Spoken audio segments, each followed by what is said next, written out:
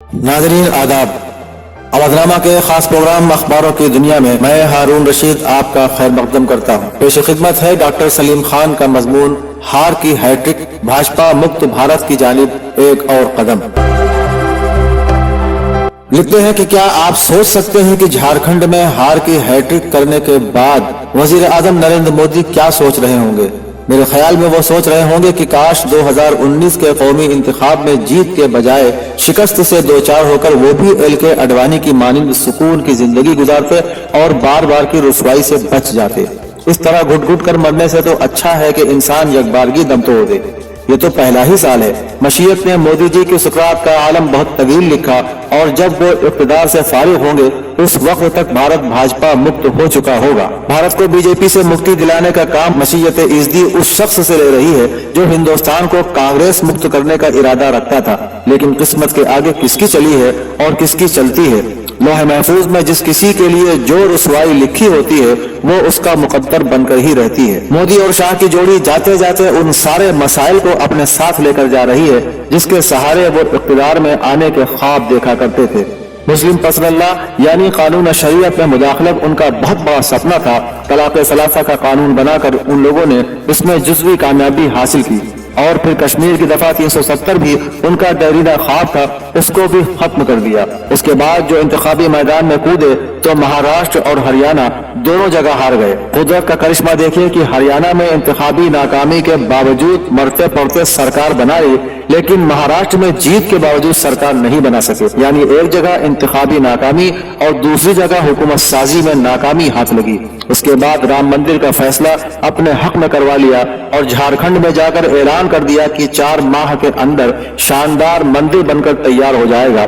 लेकिन झारखंड के लोगों ने 4 दिन के अंदर सरकार से ही बेदखल करके बता दिया कि अब बहुत हो चुकी जुमलेबाजी, जाइए अयोध्या में राम मंदिर की सेवा कीजिए, हुकूमत करना आपका काम नहीं है। बीजेपी ने एनआरसी का मसला उठाकर आसाम के अंदर अपनी शिकस्त की तैयारी पहले ही कर रखी है। महाराष्ट्र में उसकी हलीफ शिवसेना ने साथ छोड़ दिया और दुश्मनों से जा मिली। झारखंड में भी एजेएसयू ने खैरबाद कह दिया और जरूरत पड़ी तो दुश्मन के खेमे में चली जाएगी, लेकिन इसकी जरूरत ही नहीं पड़ेगी। अब आसाम गण परिषद की बारी है। आसाम इंतखाब से कबल वो भी बीजेपी को लात मारकर अपना रास्ता नाप लेगी और बीजेपी के लिए आइंदा इंतखाब जीतना बेहद मुश्किल हो जाएगा। आसाम के अंदर भी अगर यूडीएफ, एजीपी और कांग्रेस एक साथ हो जाते हैं जैसा कि झारखंड में हुआ जहां कांग्रेस, आरजेडी और झारखंड मुक्ति मोर्चा साथ हैं, या महाराष्ट्र में शिवसेना, कांग्रेस और एनसीपी के साथ है, तो बीजेपी के लिए मुंह छुपाना मुश्किल हो जाएगा।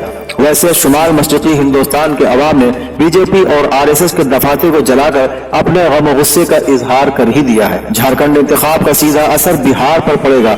नीतीश कुमार की जेडीयू और एलजेपी ने अलग से इंतखाब लड़ा और अब वो किसी न किसी बहाने से इस टूटे जहाज से निकलकर भाग जाएंगे। इसलिए बिहार की हुकूमत में से भी बीजेपी की हिस्सेदारी बहुत जल्द खत्म हो जाएगी। दिसंबर 2017 में एनडीए के पास 19 सूबाई हुकूमतें थीं। इस साल के बाद मध्य प्रदेश, राजस्थान और छत्तीसगढ़ में बीजेपी को धूल चढ़ा दी। दिसंबर 2017 में एनडीए के पास 19 सूबाई हुकूमतें थीं। उसके बाद मध्य प्रदेश, राजस्थान और छत्तीसगढ़ में बीजेपी को धूल चढ़ा दी गई। उसके बाद आए दिन वहां पर तख्ता पलट की खबर आती थी, लेकिन फिर हवा हो जाती थी। उसके बाद तेलुगु देशम ने आंध्र प्रदेश में बीजेपी का साथ छोड़ दिया और इलेक्शन हार गई, मगर एनडीए की एक और रियासत कम हो गई। महाराष्ट्र के अंदर शिवसेना ने भाजपा का साथ छोड़कर कांग्रेस और एनसीपी के साथ हुकूमत साजी की तो एक बड़ा सूबा एनडीए के हाथ से निकल गया।